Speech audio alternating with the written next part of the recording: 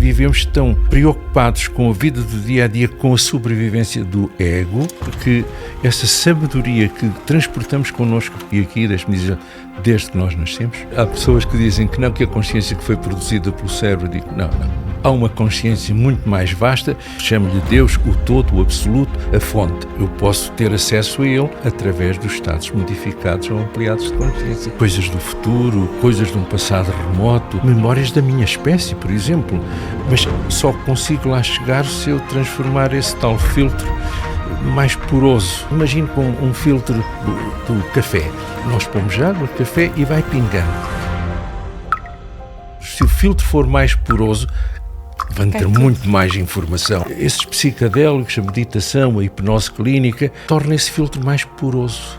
Parece que acedemos a outro tipo de informação, não é? Que não é possível de aceder quando estamos vigilantes. É aquilo que as pessoas contam, quando a sua experiência é realmente tão ampliada, eu parece que deixei de ser eu, sabendo que ainda sou eu, mas eu sou tudo. Olá a todos, sejam muito bem-vindos a mais um episódio do Somos Infinitos. O meu nome é Nur Palma e hoje eu tenho aqui comigo o Mário Simões, que é uma das maiores referências em Portugal quando falamos da relação entre ciência e consciência e espírito, já agora. Ele é psiquiatra, psicoterapeuta, doutorado em psiquiatria e professor jubilado da Faculdade de Medicina da Universidade de Lisboa.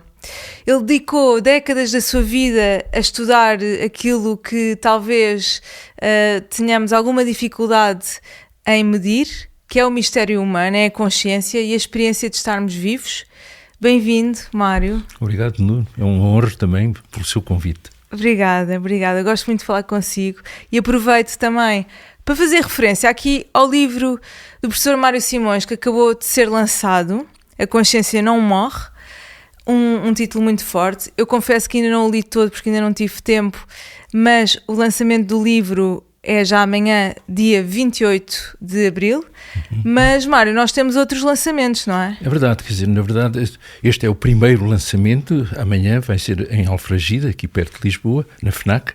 E depois temos na Feira do Livro, no dia 30 de maio, entre as 14 e as 16. Na Praça Amarela. Na Praça Amarela. No dia seguinte vou para Coimbra, para a FNAC Coimbra, portanto fazer a apresentação. E a 6 de junho será na FNAC Gaia, no Porto. No Porto. Muito bem. Eu estarei presente nos sítios que puder. Ok. Amanhã, na Feira do Livro, talvez no Porto, vamos ver. Onde der para si, esteja à vontade. Mário, nós vamos falar aqui sobre um tema que é a consciência. Nós já falámos várias vezes sobre este tema, mas nunca de forma tão aprofundada como hoje, porque acho que o seu livro traz uma perspectiva muito, muito profunda e também com uma linguagem muito acessível. E acho que quem nos está a ouvir tem certamente curiosidade sobre o tema e acho que o Mário é a melhor pessoa para falar sobre isso. Então eu começo por perguntar o que é que afinal é a consciência? Se é algo que nós temos ou é algo que nós somos? Pergunta difícil, como sempre. Eu lembro que um autor que eu tive que citar quando fiz a minha tese de doutoramento e, portanto, já nessa altura, estamos em 93, o tema de capa era a consciência do eu, de eu ser eu mesmo, portanto, e curiosamente, aí tinha que definir, e um dos autores, francês, diz assim, quem aborda este tema não sabe no que se está a meter, é um tema temível, era o termo mesmo que ele usava, e claro que tinha que definir a consciência. Na altura era relacionado apenas com o eu, quer dizer, a minha personalidade, e que na verdade nós nunca pensamos nisso, mas que quando uma pessoa está doente gravemente, com uma psicose, uma esquizofrenia, eu duvido que sou eu agora e há 10 minutos, tenho uma outra identidade, duvido que o meu eu acaba aqui, portanto tem limites, muitas vezes eu fundo com as pessoas, por exemplo, ou que os meus pensamentos que ficam só dentro da minha cabeça, não, há uma difusão de pensamento, portanto a minha tese, logo na altura, estamos a falar em 93, eu interessei-me pela consciência, neste caso só do eu. Este livro trata de uma consciência mais larga que já iremos falar. Uma definição que eu tive que fazer na altura, pragmática. É, digamos, a totalidade da minha vida psíquica neste momento. E quando eu digo a totalidade, mesmo aquela de que eu neste momento não estou a ter consciência. Estou a falar consigo, estou a ter só consciência deste momento.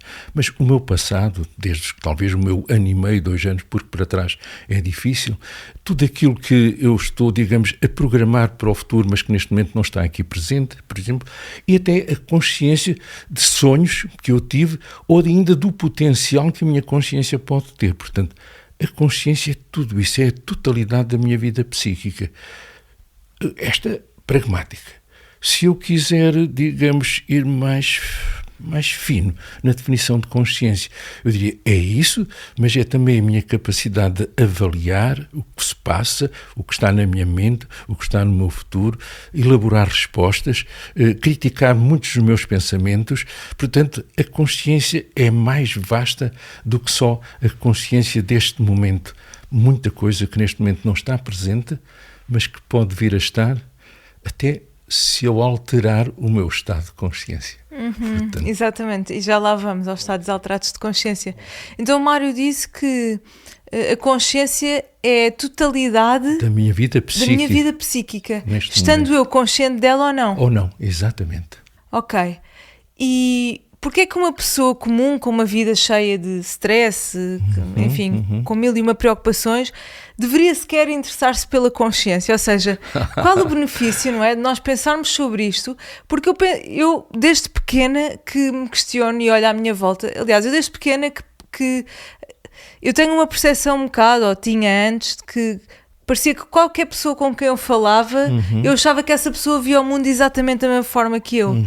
Só que depois eu fui-me apercebendo, à medida que ia falando com as pessoas, que algumas não percebiam aquilo que eu estava a dizer, ou entendiam de forma errada. Então eu aí comecei a ter consciência que nós, de facto, temos percepções diferentes. E depois comecei a conhecer pessoas que falam mais a minha linguagem e outras uma linguagem um pouco mais distante. Qual é que é a vantagem de eu, por exemplo, eu, Nur, me tornar cada vez mais consciente, ao invés de uma pessoa que tem mais que fazer e nem sequer se questiona? Uma boa pergunta. Como disse, começamos logo pela consciência do eu, quer dizer, eu ser consciente de mim mesmo, dos meus pensamentos, dos meus desejos, dos meus propósitos de vida, e, portanto, ter só uma consciência já de si mesmo já é uma mais-valia, porque se pode, digamos, pôr em perspectiva entre aquilo que é o seu mundo interior, a sua consciência de si mesmo, a consciência dos outros, do mundo à volta e de um mundo que não é só outros, é a natureza, é a consciência do mundo animal, a consciência que tem daquilo que é a sua própria filosofia de vida, e aí pode, de certo modo, um valor que eu diria importante é saber onde se situa. Quer dizer, o que é que eu sou perante todo este conjunto de dados dos quais eu estou consciente? O que é que me motiva? O que é que dá propósito? E se vamos mais longe, portanto, esta é a consciência pragmática adaptativa. Portanto, para eu adaptar. Mas parece que existe, e é o que eu digo no livro, uma outra consciência mais vasta do que essa que é adaptativa. É uma consciência que eu atinjo muitas vezes espontaneamente, mas que eu posso induzir o acesso a esse tipo de consciência, que é uma consciência mais vasta e que eu diria, portanto, que é uma consciência quase cósmica, que eu posso, digamos, ter acesso se eu modificar este meu estado de vigília. Isso é um estado alterado de consciência? Seria um estado alterado, um estado modificado ou um estado ampliado. E muitas pessoas têm acesso a esse outro estado porque eu vejo o cérebro não como algo que produz consciência. Produz esta adaptativa, esta do dia-a-dia. E há uma outra à qual as pessoas têm acesso, por exemplo, em alguns sonhos lúcidos. As pessoas têm acesso, por exemplo, quando praticam meditação. As pessoas têm acesso quando tomam alguns psicadélicos, por exemplo. Têm acesso quando repetem certos sons, tipo mantras, repetidamente. E, portanto, há uma quantidade de outros meios de ter acesso a uma consciência onde vão buscar informação de modo que eu diria paranormal. Portanto, tem informação que não tem a ver com os nossos sentidos. Portanto, e que não tem necessariamente a ver connosco, que é coletiva também, não é? É muito coletiva, sem dúvida, mas aquela que vamos obter de início tem um bocado a ver connosco, mas estava oculta. Sim. Por exemplo, sei lá, é possível, e na minha clínica é possível levar as pessoas a vivenciar até factos, acontecimentos para antes dos seus 2 anos. Quase todos nós não conseguimos ir mais atrás com esta maneira de estarmos agora na vida. Podemos ir mais atrás. Ou pessoas que vivenciaram o seu parto e confirmaram. Eu, aliás, falo num caso desses. Eu, aliás, no meu livro tenho vários casos, que não só alguns pessoais, como também de pacientes que não se importaram de falar de si mesmo. E podemos ir mais atrás e ter vivências intrauterinas. Há até um livro de um colega médico que fala sobre a vida do seu recém-nascido. Portanto, o que é que se passou antes, e pessoas que têm acesso, isso é que é curioso, às suas supostas vidas passadas, nesses estados modificados, ampliados de consciência. Isto para dizer que é possível e depois pode ser, portanto, confirmado. Enfim, colegas meus trabalharam isso. Já se conseguiu confirmar? Sim. Por exemplo, esta série que houve há pouco tempo na TV, da Bial, não é? Da Bial, um colega meu, o Ian Stevenson, estudou milhares de casos, e depois a pessoa ficou a trabalhar nisso, de pessoas que confirmaram dados de supostas vidas passadas, de identidades que tinham, de mortes que diziam crianças que foram mortas assim, ou sabe, e ele foi investigar tudo isso e, portanto, há dados. Portanto, há uma quantidade de informação acerca do próprio que se pode obter ou noutros estados de consciência. Então é possível que esta consciência carregue em si vidas passadas. Por exemplo, eu digo supostas vidas passadas, porque nós temos evidências, não há provas. A prova, pois não é difícil, mas há muitas evidências, uma maneira de falar de provas circunstanciais que levam a acreditar nisso. E não só nesse aspecto, as pessoas têm acesso a esse tipo de informação, como mesmo informações sobre o futuro, pré-cognições. Sonham às vezes com isso. É tão interessante isso. Ainda no outro dia estava a falar sobre isso, porque eu tive o meu book club com a Sandra Gonçalves, com a Sandra, em que falámos sobre sonhos. E estávamos a falar precisamente sobre isso, de ter algumas previsões ou pré-cognições durante os sonhos. E isso já me aconteceu imensas vezes. E há uma semana, são coisas mínimas, mas que eu sonhei que o meu avô esteve no hospital durante muito tempo e esteve assim num estado mau e voltou para casa. E eu sonhei que entrei em casa dele e ele estava bastante mais jovem, tipo 40 e tal anos, e que abriu os braços e disse: Nur, olha, já consigo andar. E levantou-se e começou a andar e de repente caiu. Isto foi o meu sonho. E no outro dia acordo e mando uma mensagem à minha mãe para saber se está tudo bem, e ela vira-se para mim e diz: estou toda a tremer. Nós chamamos Naná em indiano. Ela disse: estou toda a tremer, o Naná acabou de cair. E eu tinha acabado de sonhar que isso tinha acontecido. E isto não foi uma coisa que me aconteceu. Isto já me aconteceu imensas vezes nos sonhos. Vezes, exatamente. E portanto, eu não tenho dúvidas, ou seja, da minha experiência pessoal, de que, por exemplo, os sonhos são uma forma de ter acesso a uma consciência. Exatamente. Não é? Porque nós estamos, de certa forma, ou seja, a nossa hipervigilância está totalmente desligada. Exatamente. Aliás, agora até aproveito para dizer, porque é uma das falas que eu tenho aqui, que escrevo no livro, que uma das primeiras mapas ou cartografias da consciência é o famoso símbolo OM. Que no fundo vê-se como se fosse um 3, uma vírgulazinha à direita, depois um traço por cima desse 3 e depois um pontinho. E essa é a primeira cartografia, o primeiro mapa da consciência. E diz-se que naquele som e naquele desenho está tudo aquilo que é a totalidade da consciência. Estou a voltar de novo à definição que há bocado me disse. Então temos, por exemplo, na parte de baixo dos sonhos, desse 3, seria a vida vigil, adaptativa, esta que eu estou aqui e que me lembro de tudo, do dia-a-dia, não é? A outra de cima seria, digamos, os sonhos, mas um sono profundo onde também se sonha. Poucas pessoas sabem isso. Pensam que só na fase REM é que se sonha, mas não. No sono profundo também há sonhos, só que os sonhos são abstratos. Sobre a música, a harmonia, a paz, os sonhos não têm forma, não têm forma, são desse tipo.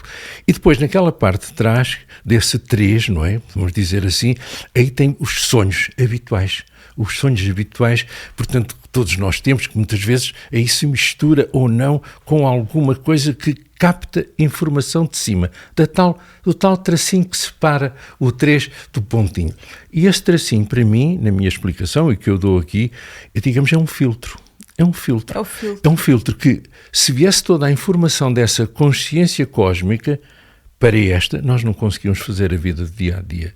Portanto, e isso é o que acontece, talvez, quando alguém toma um psicadélico e não tem um ego estruturado e é demasiada informação. Ou seja, eu lembro perfeitamente de estarmos a falar sobre isto e do Mário me dizer, para desorganizarmos o nosso ego ou para o desestruturarmos, precisamos ter um ego estruturado. É verdade, não é? Um ego forte. E, portanto, é exatamente isso. Se nós tivéssemos acesso a toda a informação que existe na consciência, nós não tínhamos capacidade para a gerir dentro de nós.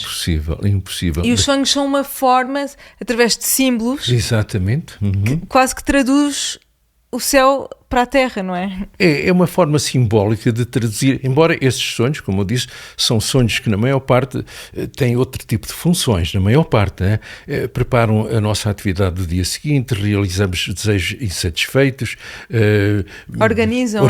organizam a nossa vida, é necessário até para aumentar a nossa imunidade e de vez em quando então há um sonho que rompe aquele filtrozinho que eu digo e que vai buscar outro tipo de informação que está na grande consciência cósmica, que está acima dessa linhazinha, por cima do 3. E isso aí, vejo o cérebro como um filtro, imagino como um filtro do café. Nós pomos água, café e vai pingando. Se eu fizer uns furos, se o filtro for mais poroso, vão ter muito mais informação para baixo. E, portanto, o que é que fazem esses psicadélicos, a meditação, a hipnose clínica? Quer dizer, torna esse filtro mais poroso. Portanto, deixa entrar mais informação. E até o silêncio, não é? Eu acho que, por exemplo, no silêncio, e quando eu digo silêncio não é estar um minuto calada, não é isso. É proativamente trazer o silêncio para a minha vida e ficar nesse vazio. Parece que acedemos a outro tipo de informação. Não é? Que não é possível de aceder quando estamos vigilantes. É isso que está a dizer, na verdade, já foi também feita em experiência, sobretudo naqueles psicotanques, pessoas que estão a navegar no escuro ou com uma luzinha vermelha pequenina, numa solução muito densa e a pessoa está a flutuar, portanto não tem quase limite do corpo, está num silêncio total e aí tem acesso, lá está, esse sensory deprivation, a deprivação sensorial, expande outra vez e vai ter acesso a outro tipo de informação. Portanto, chama-se psicotanque? É o psicotanque. Portanto, há pessoas que têm isso em casa, quer dizer, compraram, então têm um tanque, como se fosse uma banheira gigante, fecham-se lá dentro, claro, têm realmente a capacidade, uma janelinha para poder respirar, sem dúvida, mas estão ali a boiar, em silêncio total, com uma luzinha vermelha só para não ficar na escuridão, e aí expandem e têm acesso a outro tipo de informação. Uau, que incrível, quero experimentar. Há pessoas que têm cá em Lisboa. Vou-me informar sobre isso. Está bem. Mário, nós, no entanto, vivemos num mundo cada vez mais ansioso, com cada vez mais ruído, agitação, inquietude. Será que isto pode ter a ver com o facto de estarmos cada vez mais desconectados da nossa consciência e de nós mesmos? Eu diria que sim, sem mais nem menos, simplesmente dizendo já que sim. Nós estamos tão atentos ao mundo de fora que essa sabedoria que transportamos connosco, e aqui deixe-me dizer, desde que nós nascemos, Exato. Quer dizer, há pessoas que dizem que não, que a consciência que foi produzida pelo cérebro, eu digo não. Quer dizer, há uma consciência muito mais vasta e esta consciência que nós temos da vida do dia-a-dia é um bocadito dessa grande vasta, com a qual nós já nascemos. E, portanto, estamos desconectados dessa outra sábia que nos faz igual praticamente na essência a toda a humanidade, até diria à natureza, na sua essência somos a mesma coisa. E porque estamos desconectados disso, vivemos tão digamos, preocupados com a vida do dia-a-dia, com a sobrevivência do ego, do eu, daí que o outro grande, digamos, composto do que é a consciência mais vasta, quase não tem chance de se manifestar. E tudo o que ameaça este eu é aquilo que me preocupa, a minha adaptação ao dia-a-dia. Daí que, se eu me sentir ameaçado porque não realizei o que queria, porque se alguém me vem cobrar algo, porque eu perdi um concurso ou algo assim, portanto eu vivo tão preocupado com a manutenção deste eu, do dia-a-dia, que o resto é uma desconexão daquilo que é mais vasto e que daria sentido à vida que não fosse só a manutenção do ego, do eu.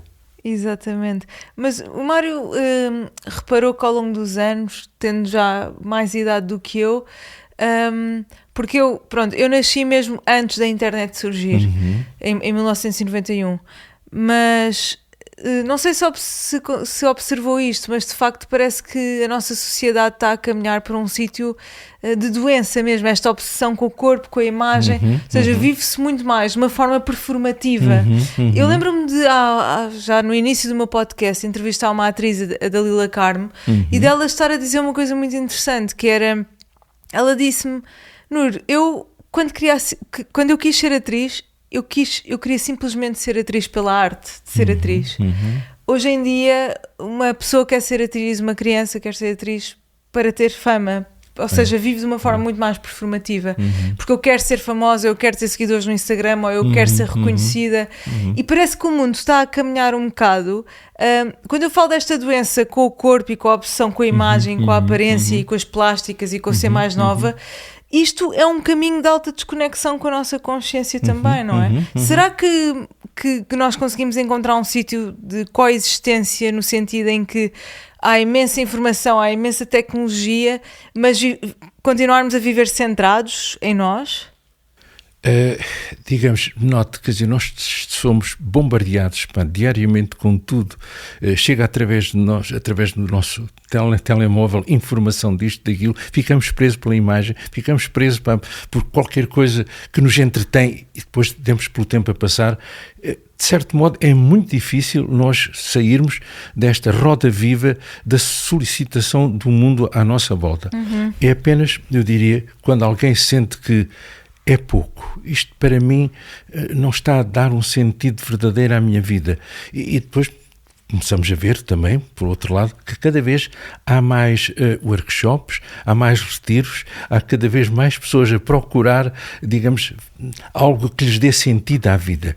E estamos a falar de sentido sem ser algo de espiritualidade ou qualquer coisa. O sentido, eu estou a lembrar-me de uma pessoa que me influenciou bastante, Viktor Frankl, o homem que escreveu Em Busca de Sentido, que foi o único que... Não o conheceu, Mário? Conheci, ainda estive com ele em casa a tomar um chazinho com ele. Que engraçado. Ofereceu-me um livro com dedicatório, com desenho que ele próprio fez, e aquilo ficou para mim, portanto, há muitos anos, em que ele dizia, portanto, não há assim nada de espiritual, apesar de ele ser um homem muito espiritual, dizia, o que dá sentido à vida a qualquer pessoa seriam 3 coisas: amar e ser amado. Está a ver? Se calhar está muita espiritualidade aqui nesta frase. Lutar por um ideal, ter um ideal e lutar por ele, ou ter uma tarefa, acabando esta, ter outra tarefa, quanto mais não seja pintar a casa, levar o neto à escola. Portanto, estas 3 coisas, veja, isso dá...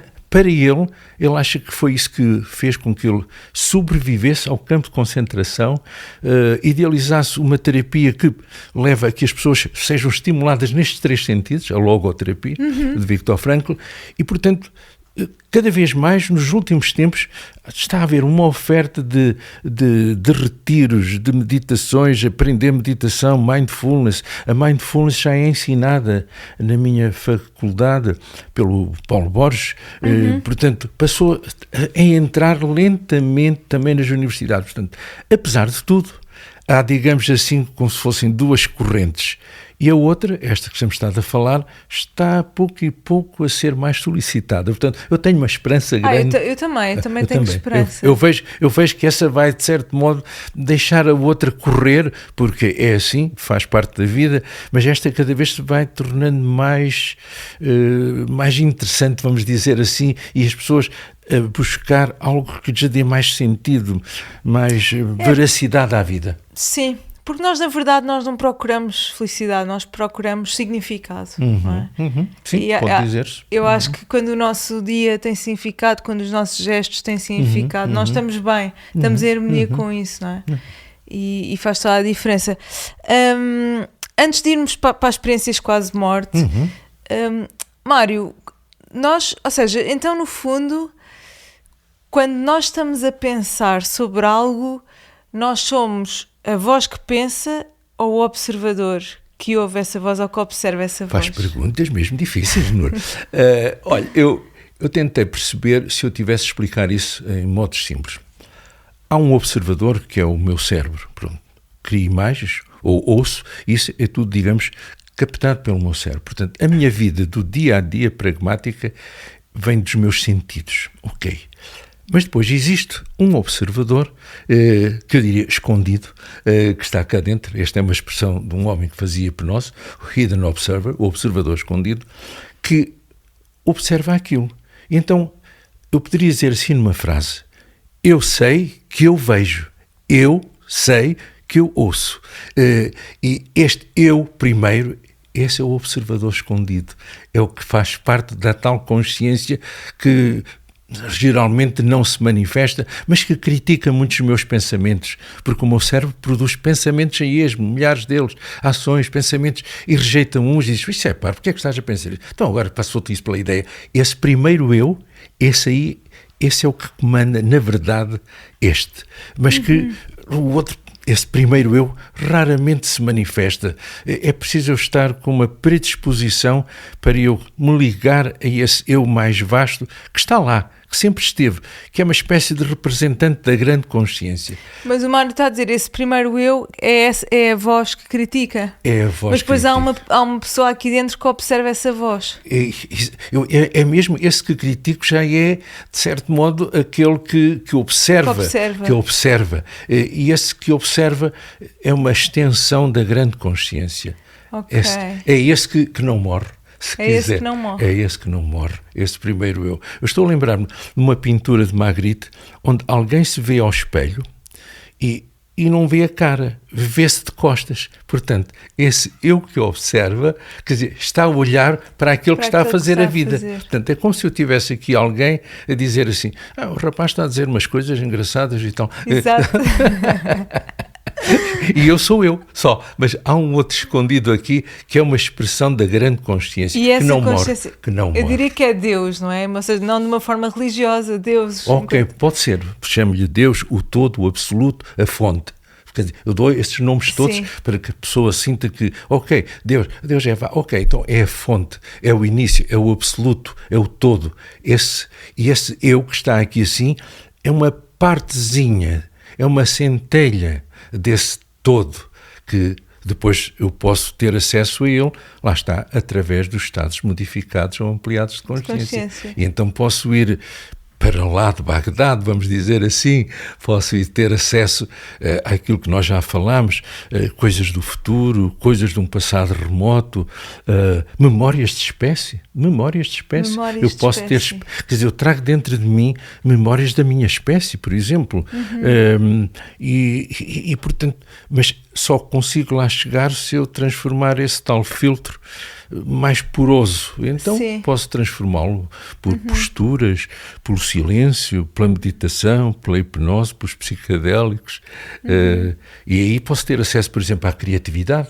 Quer dizer, eu acredito que um artista, pode ser um escritor, um pintor, um escultor, qualquer artista, que muitas vezes diz: a musa é ter passado o tal filtro e ir beber à fonte, portanto, onde tudo está. Muitas vezes essas memórias de espécie, outras memórias até eventualmente de outros artistas, estão lá todos nesse grande caldeirão que é o todo. É, exatamente. E às vezes nem é preciso tanto, eu diria, ou seja, nem é preciso um psicadélico, ou nem é preciso ir a fundo na meditação. Eu estava-me a lembrar que agora na Ilha do Pico, quando eu estive a fazer o tal retiro, a organizar com o Journey esse retiro, eu fui para lá 2 dias antes e eu estava num sítio rodeado de natureza, onde só via silêncio e a natureza. E eu estava cá fora a ler um livro, assim com um setting maravilhoso.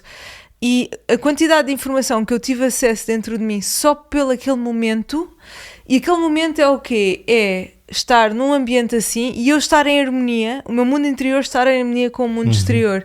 E eu acho que quando essa harmonia existe, essa coerência existe, nós temos muito mais facilidade a tocar nessa centelha divina. É aquilo que falou, é exatamente não só a coerência, como se fosse um estado fusional. Exato. Quer dizer, eu sou, aliás, é aquilo que as pessoas contam quando a sua experiência é realmente tão ampliada, e na experiência de quase morto muitas pessoas falam disso, quer dizer, eu parece que deixei de ser eu, sabendo que ainda sou eu, mas eu sou tudo. Quer dizer, esse é já, digamos, eu diria quase o supra-sumo de uma experiência fusional em que a pessoa diz, eu também sou tudo, o absoluto, Deus. A fonte. Quer dizer, aliás, é curioso, agora que estamos a falar nisso, amigos meus que experimentaram um dos psicadélicos pouco falado, o Cambô, já ouviu falar nisso? Não. Portanto, digamos, retirar um certo veneno, vamos dizer assim, uma esquema de dimetiltriptamina, um potente alucinogénio, da pele do sapo de Sonora. Já sei. Pronto. Sim. E então... Chama-se Cambô?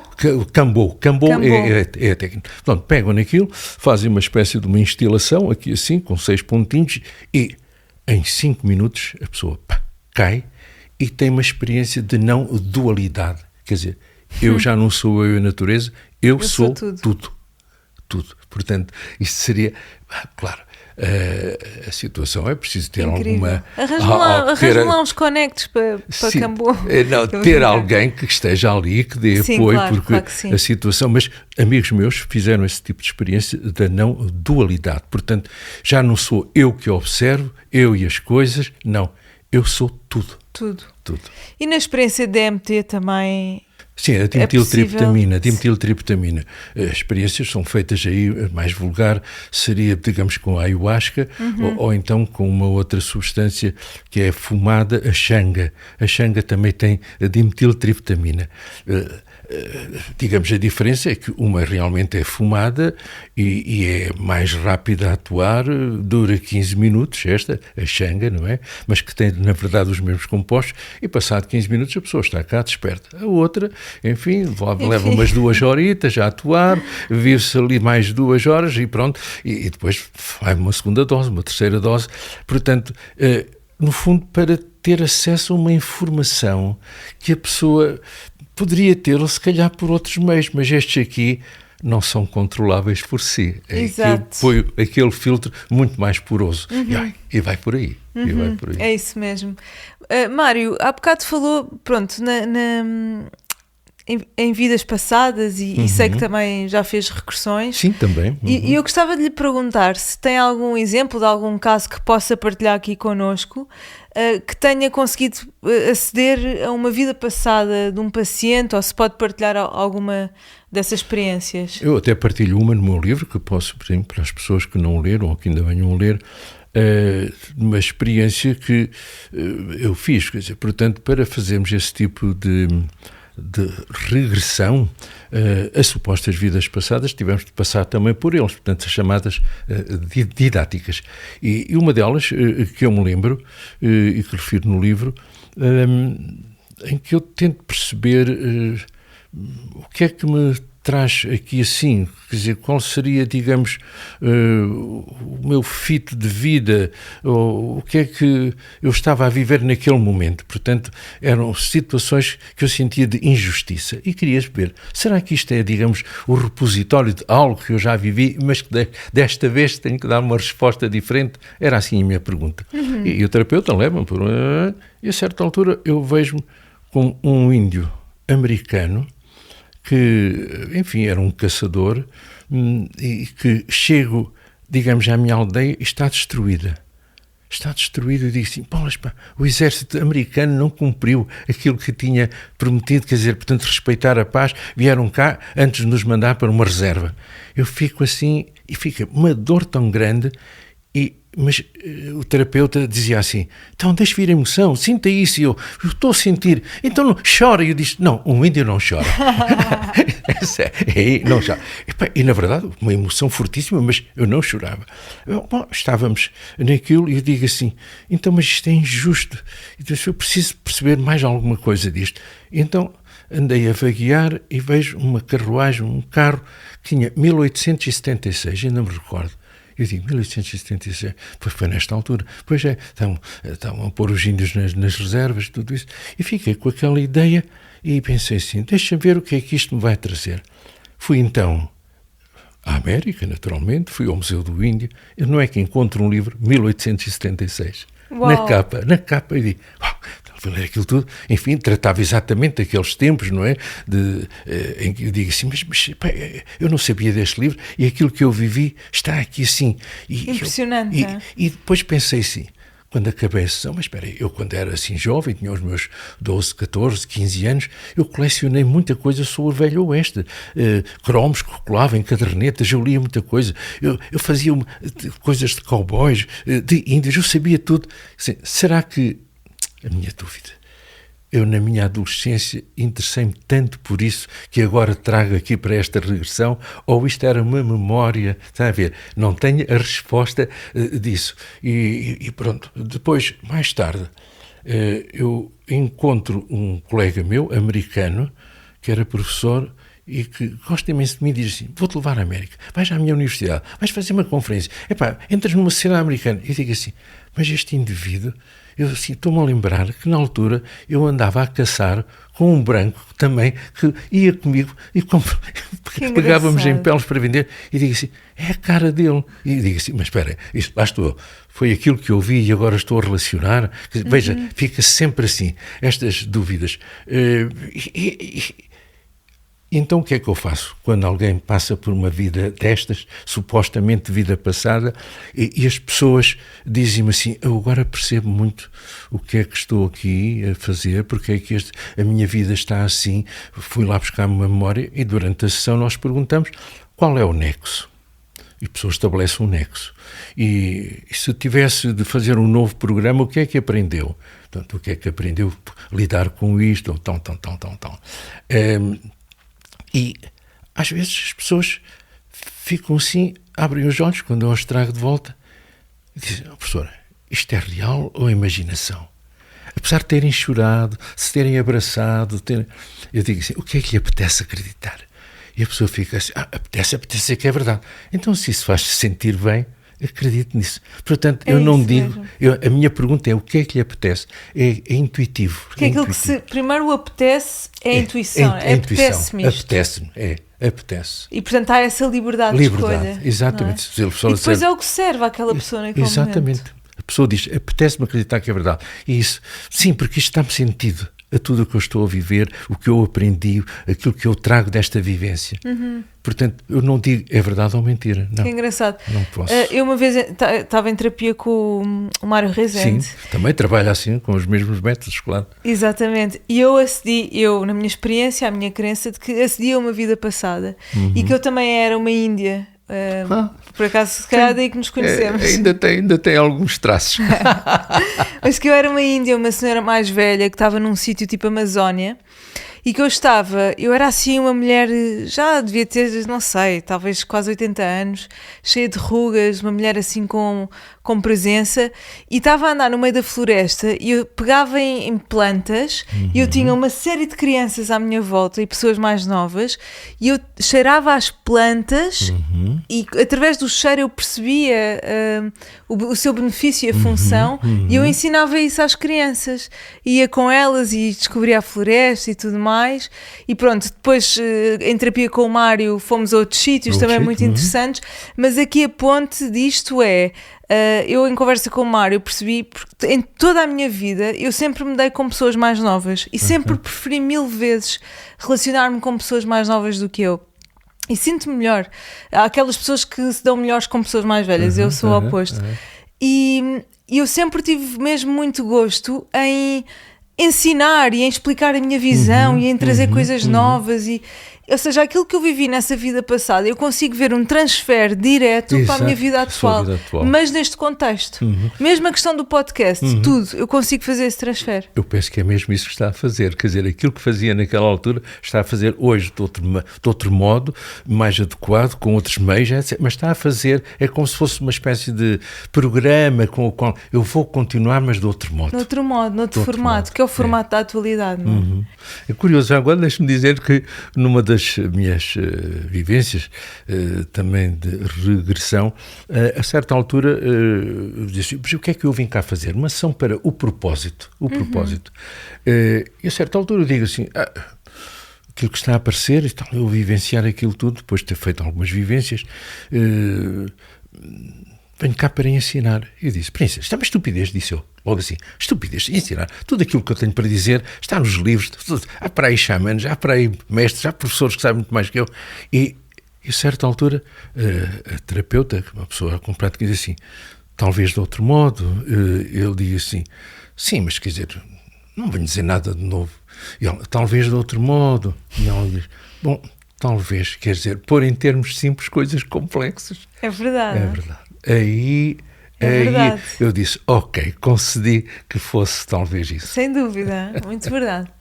Mário, então finalmente, o que é que são estados modificados de consciência? E todos nós temos a capacidade de experienciar? Temos. Todos temos. Logo dois, o sono e o sonho. É um estado modificado de consciência que os dois, ambos fisiológicos, portanto, que são diferentes deste. Nós chamamos modificado em relação a este estado de vigília. Exato. Portanto, desde que se modifique deste, já estamos num estado modificado. Ou seja, modificado. Um estado embriagado é um estado modificado de consciência. Completamente. Portanto, este é o estado, digamos, entre aspas, normal, mais frequente, e sempre que saímos deste, estamos num estado modificado, e os outros dois são, portanto, fisiológicos. Esses estados modificados de consciência sempre foram usados em contexto religioso, em contexto terapêutico também, em contexto divinatório, muitas vezes em tribos para verem o seu futuro. Portanto, sempre foram usados, portanto, e quase todas as sociedades os usaram.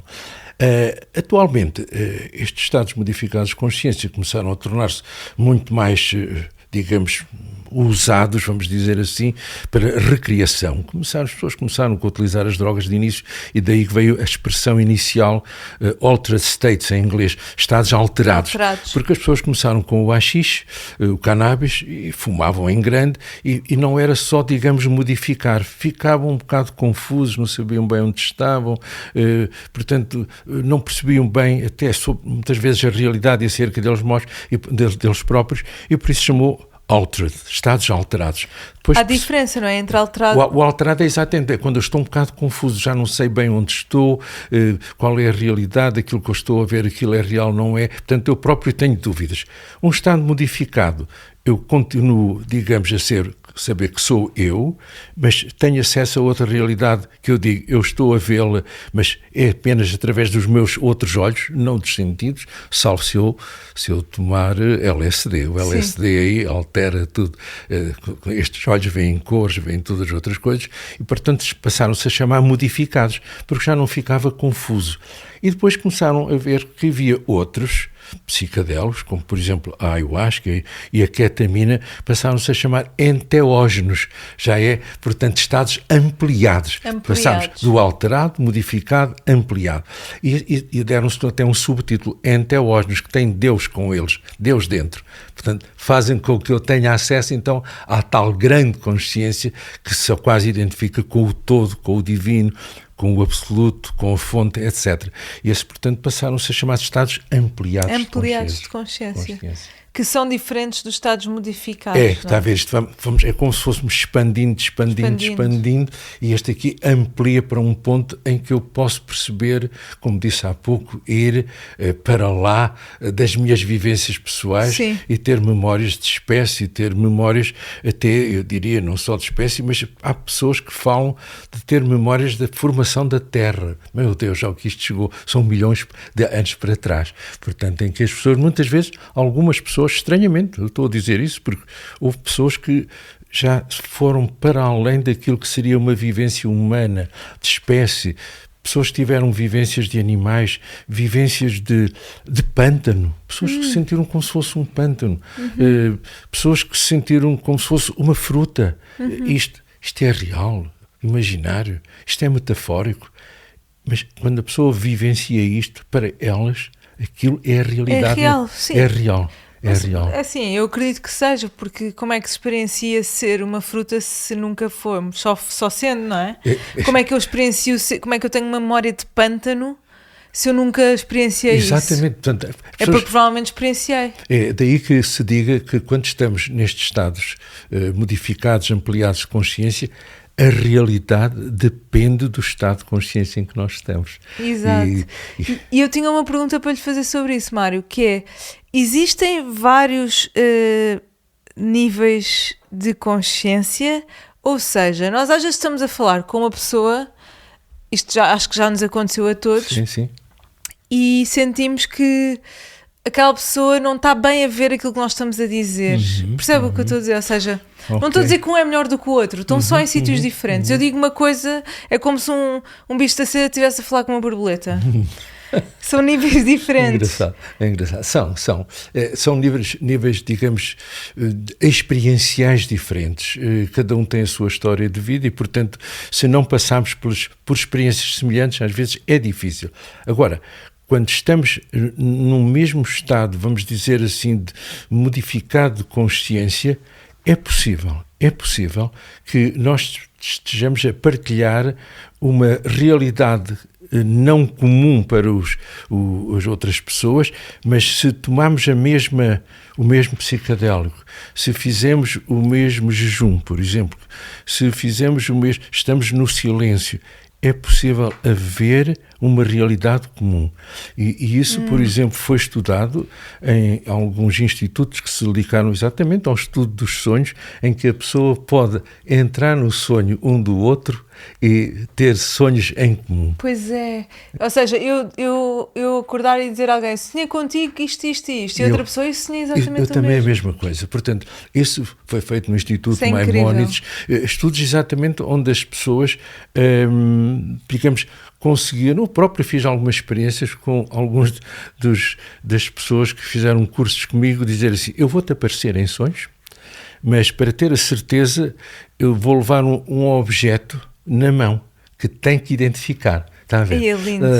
Então, claro, enfim, nós tínhamos de combinar algumas coisas, não é? Portanto, à mesma hora, tínhamos de certo modo, estarmos os dois numa certa sintonia, não era assim uma entrada sem mais nem menos. Portanto, combinámos a hora, respirávamos fundo, umas 10 vezes, estávamos de espírito aberto, e então entrávamos, e então eu levava, estou-me a lembrar uma vez que levei um pequeno elefante na mão. E no outro dia fui-me encontrar com uma das minhas alunas e tal, e ela disse, olá professor, e tal, e começa a rir-se, e eu também. Está-se a rir de quê? Então, anda assim com coisas esquisitas. Coisas esquisitas de quê? Agora sabe bem o que é que eu estou a falar. Não preciso ouvir isso. Então levava um elefante. Eu disse, meu Deus, portanto, resultou. Incrível, resultou. Vou fazer esse teste. Portanto, lembrei-me dessa experiência, desse tal instituto onde se faziam experiências desse género, e eu fiz essa experiência. Portanto, é possível, e na verdade eu penso hoje que este filme, com filmes vários com grande sucesso, O Pesadelo de Elm Street, não é? Sim. O Freddy Krueger, que entra só e a pessoa não pode nem adormecer porque ele entra nos sonhos dela, não é? Alguém disse assim, na altura, pois é, este filme tem 5-10% de inspiração real, estas experiências, e o resto é transpiração. Portanto, é muito trabalho para pôr isto em cinema. Mas a ideia é exatamente essa. Alguém que entra no sonho da outra pessoa e pode aterrorizá-la. O Mário estava a dizer, ou seja, combinaram e etc. Estas pessoas têm que estar proativamente conectadas, no sentido em que é combinado, olha, vamos dormir às X hora, eu vou entrar desta forma, ou seja, isto tem que existir uma comunicação. Não sempre. E, por exemplo, eu digo que não, isto é assim para termos mais ou menos é garantido que iria resultar com uma prova exterior, que a outra pessoa não sabia. Mas há, assim, digamos, algum tipo de experiências, ou melhor, de situações que surgem em que a pessoa não combinou nada, mas lançou assim para o ar, por exemplo, estou a recordar-me de uma pessoa que queria, enfim, estar com uma outra que há muito tempo não via, mas que gostava de conversar com ela, pôr em dia muitos assuntos, e fizemos uma sessão em que, nesse estado de relaxamento, eu digo, então faça esse programa e envie com muita ternura, com carinho para essa pessoa, um desejo que gostaria de falar com ela, de pôr as coisas em pratos limpos. Então a pessoa fez aquilo. Eu disse assim, ok, então e agora? Isto vai resultar? Eu disse, a probabilidade está lá. Não sei quanto. Então, mas como é que isso resulta quando estou a fazer isto de dia, aqui assim, sim, ora, lançou e pôs no ar. Isto está no Starlink.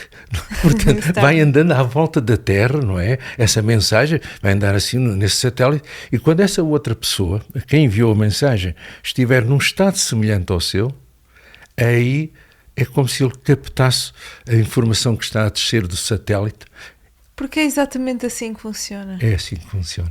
Nós somos como se fosse um rádio, não é? Com as antenas. Quando sintonizamos com o timbre do outro, conectamos ao outro e recebemos muito mais informação. É curioso. O que eu vou dizer é exatamente a explicação que Dan Brown dá no seu último livro, O Segredo dos Segredos.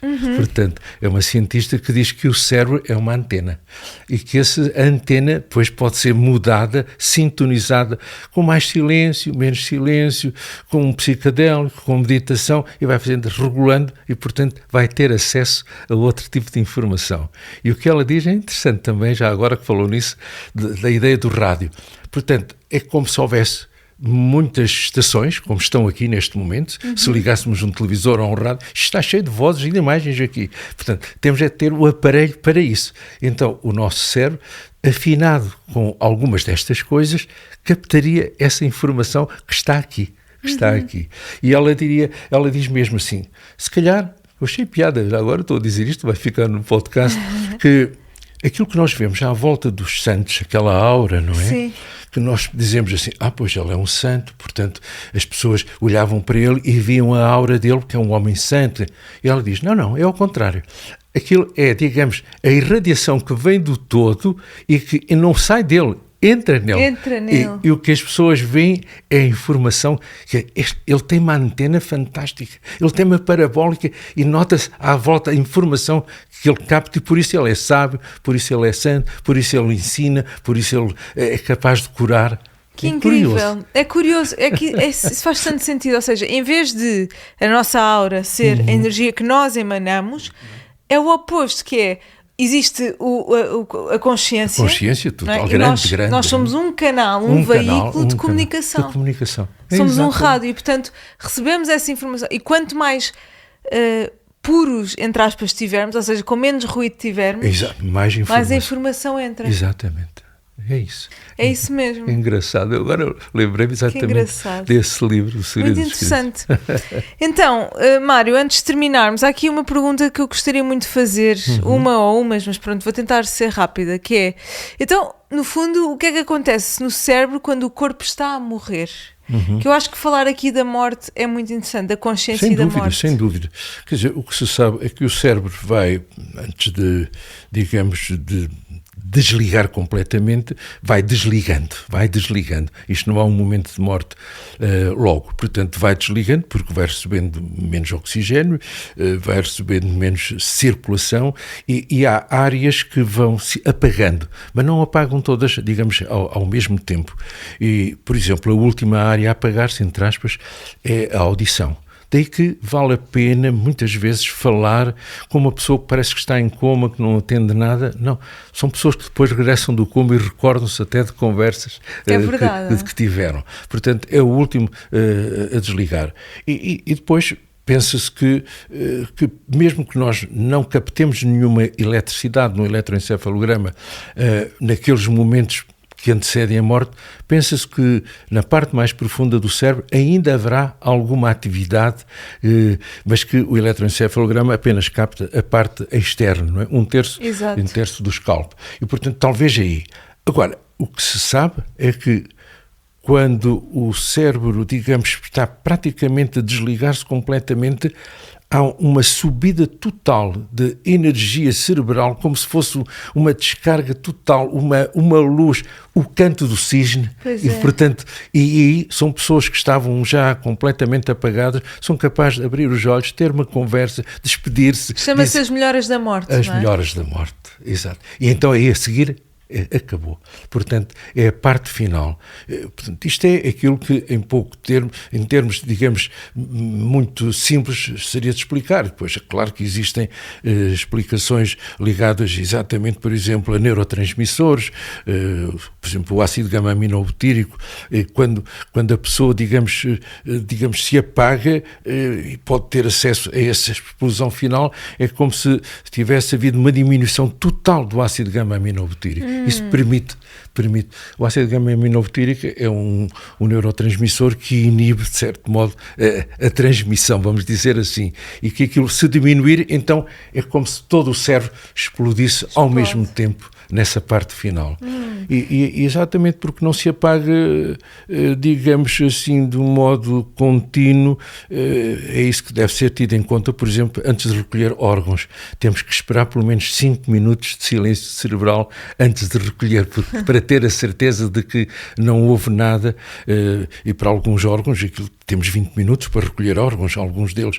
Portanto, temos que ter a morte corporal, deixa de bater o coração, deixa de respirar e mesmo assim esperamos um silêncio cerebral num mínimo de 5 minutos para ter a certeza que a pessoa ainda não regressa. Não regressa. E o que é que são exatamente experiências de quase morte? E o que é que têm em comum os relatos de pessoas tão diferentes, mas que há sempre um comum? É verdade, é verdade. Algo em comum. É verdade.